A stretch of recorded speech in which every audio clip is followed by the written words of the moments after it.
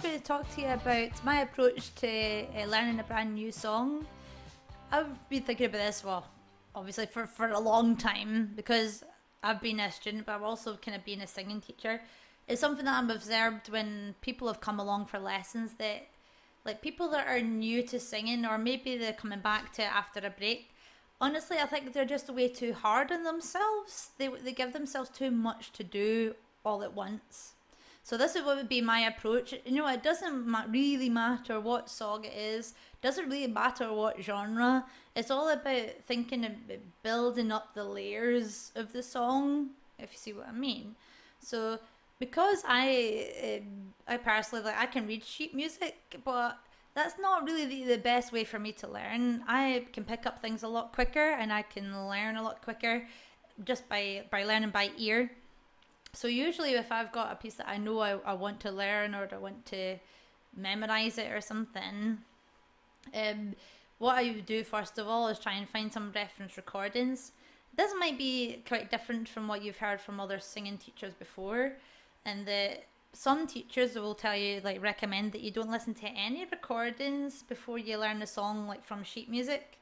Well, there is some legitimate and respectable reasons for that, and that's because when you're first learning a song, it's very different. It's very likely that you'll pick up some of the idiosyncrasies of that particular performer. Like something that I experience a lot when I'm teaching. People really love Adele songs, but sometimes when people are beginners, they try and learn an Adele song, but they actually pick up some of her idiosyncrasies in the way that she sings it. But idiosyncrasies, I mean by, well, she's from London, she's a Cockney. So sometimes her accent comes through a little bit in the way that she sings particular words. These are the kind of things that are unique to Adele, but nobody else should be picking them up. Well, they shouldn't be copying it. They shouldn't be saying it the same way, unless of course they're from London as well. They might be from the same area as Adele, but that's an example. But actually, I think listening to different recordings can help you to decipher between what's the core material of the song and what is something that's unique to that artist, whether it's they've decorated a run a little bit.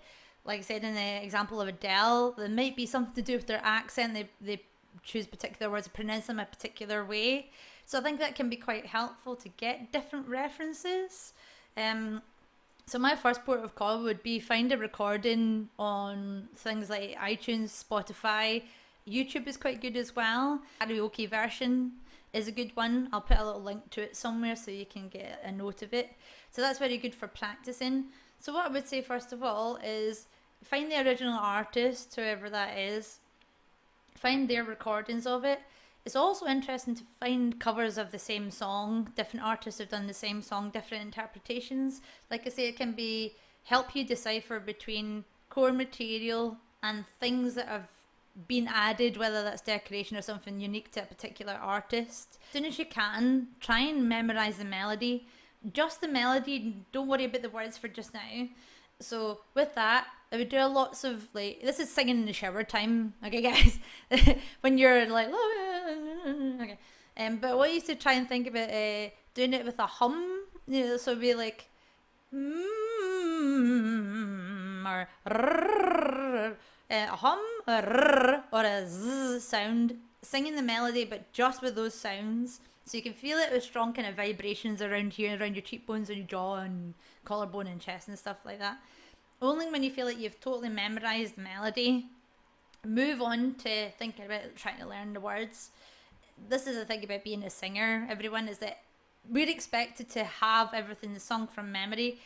And from the way that I learn, from my own personal experience, I think it does take a little bit of time to get used to it, but I think of memorizing things, like for songs, it's a bit like anything else. You'll get better and better and better with practice.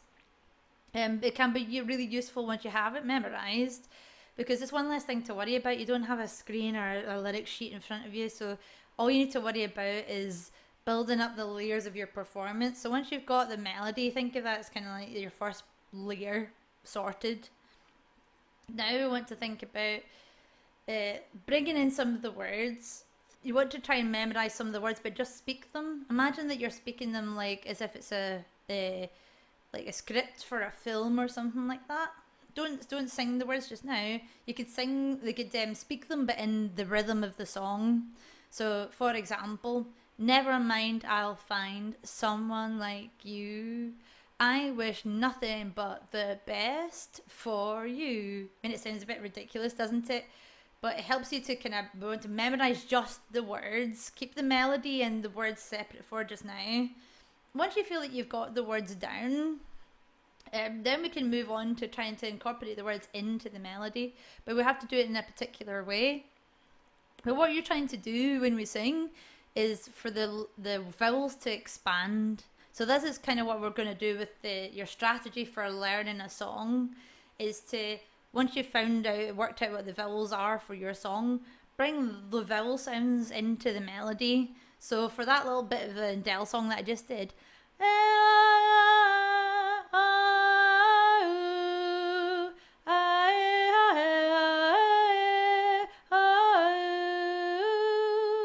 so then we've got the melody and the vowels together.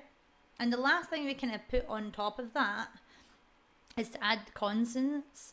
But we're thinking of the consonants in a different way, guys. The vowels are by far the most important thing when we sing. I mean, if we're going to be all kind of philosophical for a minute, what is singing? Singing is mostly on a vowel. A, E, I, O, U. There is a couple of consonants that you can sing with. R, V, L, M, Z, but there's not that many. So most of the time, there are a lot of averages and all that. Most of the time, you're going to be singing on a vowel. And you can be even more specific than that. Most of the time, you're going to be singing on a vowel, and it's going to be either a, or e, or your tongue's going to be going I, moving around in that kind of area. We do have the other vowel sounds, so oo and a and ah and all that kind of thing, but they're just less common, and then you get ones that are quite rare, and we have to kind of build that up. But if we concentrate on the main thing that we're going to be singing, which is vowels, the main type of vowels, A, N, E, that can make the transition from learning a song to completely memorizing it and having it absolutely down. It can make it a lot easier.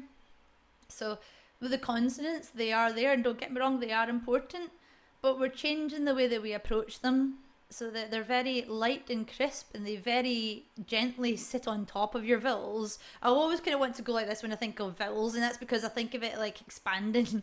I said to one of my people's actually this morning, I said, imagine vowels are like expanding foam. You ever seen that stuff you get in the builders? You can find a little crack in the wall or something, squish a little tiny bit of this foam in it, and it'll just go and expand up. That's kind of what you're wanting vowels to do for your song when you sing, everyone. Like when people first learn, you're too much fixated on what I say vertical singing, which is thinking about the dots and being precise about that. And that's the first part of learning what to do. It's all getting the notes right, getting the rhythm right, and that's why we're working on a melody first of all, to isolate that. But what we have to do, the kind of second phase of your developing how to learn a song, we no longer think vertically anymore. We think horizontally, and it's about carrying the vowels so that you sing one vowel, and the transition between one vowel to the next is as small as possible. And it's like expanding foam. Anytime that there is a space, you want to fill it with a vowel most of the time. If you ever heard of people saying about vocal line, that people have a good vocal line in their voice, that's where it comes from. It's from the vowels carrying over horizontally. Thinking more about the phrasing of what you're doing, that can make a huge difference.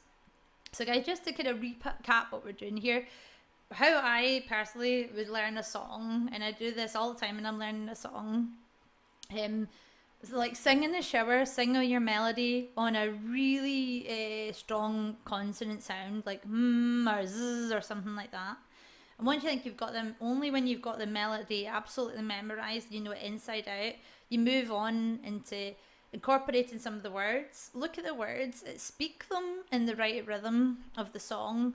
You don't have to do it at the same speed if that's a bit too fast to start with. Start it at like half the speed, and then slowly build up the speed until it's the same as the original speed of the song.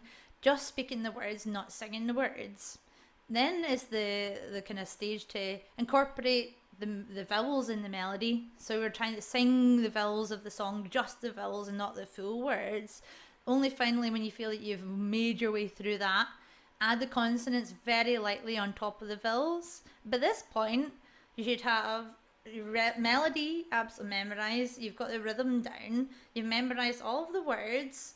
You're very familiar with all the vowels as well.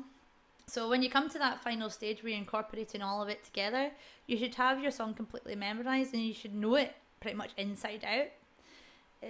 So I hope that helps everyone. Your action step, the next time that you're trying to learn a song, we're going to go through the worksheet and I'll make one up for you so that you've got a reference thing to hand. And you go through each little layer before you start learning a song.